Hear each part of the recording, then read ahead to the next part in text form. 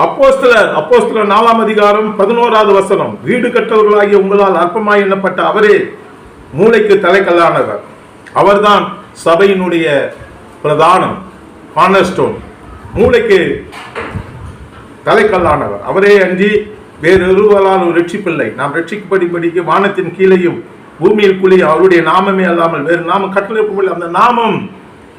அந்த நாமம் தான் அந்த பிறவி முடவனை குணமாக்கினது. எனக்கு அருமையானவர்களே, 3ஆம் அதிகாரத்தில் அந்த நாமத்தை குறித்து நீங்கள் சொல்லக்கூடாது என்று சொல்லும் போது பேர் சொல்லுகிறார், தேவனுக்கு செவி கொடுக்கிறதை பார்க்கலாம் உங்களுக்கு செவி கொடுக்கிறது தேவனுக்கு முன்பாக நியாயமாயிருக்குமோ? நாங்கள் அவரை பற்றி அறிவிப்போம், அவருடைய நாமத்தை அறிவிப்போம். அவர் நாமம் பெரியது. இயேசுவின் நாமத்தினாலே அடையாளங்களும் அற்புதங்களும் செய்து பிணியாளிகளை குணமாக்கும்படி உம்முடைய கரத்தை நீட்டி உம்முடைய ஊழியக்காரர்களுக்கு வசனத்தை முழு தைரியத்தோடு சொல்லும்படி அவர்களுக்கு அனுகிரகம் செய்யும் என்று அவர்கள் ஜெபம் பண்ணினார்கள். அவர்கள் ஜெபம் பண்ணின போது அவர்கள் கூடியிருந்த இடம் அசைந்தது. 4:31 அப்படி சொல்லப்பட்டிருக்கிறது. 4:33 ரொம்ப முக்கியமான ஒன்று. அது என்ன? கர்த்தராகிய இயேசு கிறிஸ்துவின் உயிர்த்தெழுதலை குறித்து அப்போஸ்தலர் மிகுந்த பலமாய் சாட்சி கொடுத்தார்கள். அவர்கள் எல்லோர் மேலும் பூரண கிருபை இருந்தது.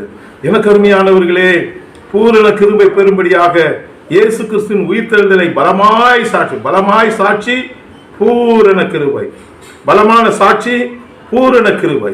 இயேசு கிறிஸ்து சிலுவையில் அறையப்பட்ட அந்த இயேசு கிறிஸ்துவனுடைய அந்த வல்லமை, நசரேயனாகிய இயேசு கிறிஸ்துவின் நாமத்தினாலேயே இந்த வியாதியஸ்தன் குணமானான். இயேசுவின் நாமம் பூரண சர்வாங்க சுகத்தை உங்களுக்கு தருகிறது. எனக்கு அருமையானவர்களே, இயேசுவின் நாமம், அந்த இயேசுவின் நாமத்தினால் தான் ரட்சிப்பு இருக்கிறது.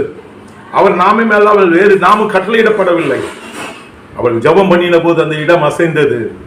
4வதாக முக்கியமான வசனம் அப்போஸ்தலர் 4:33. கர்த்தராகிய இயேசு கிறிஸ்துவின் உயிர்த்தெழுதலை குறித்து அப்போஸ்தலர் மிகுந்த பலமாய் சாட்சி கொடுத்தார்கள்.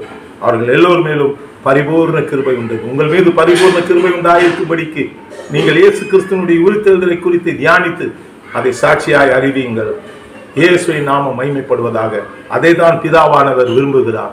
அதுக்காக தான் நமக்கு பரிசுத்த ஆவியானவர் கொடுத்திருக்கிறார். நீங்கள் தேவனால் பயன்படுத்துகிற பாத்திரமாய் மாறுவீர்கள். God bless you.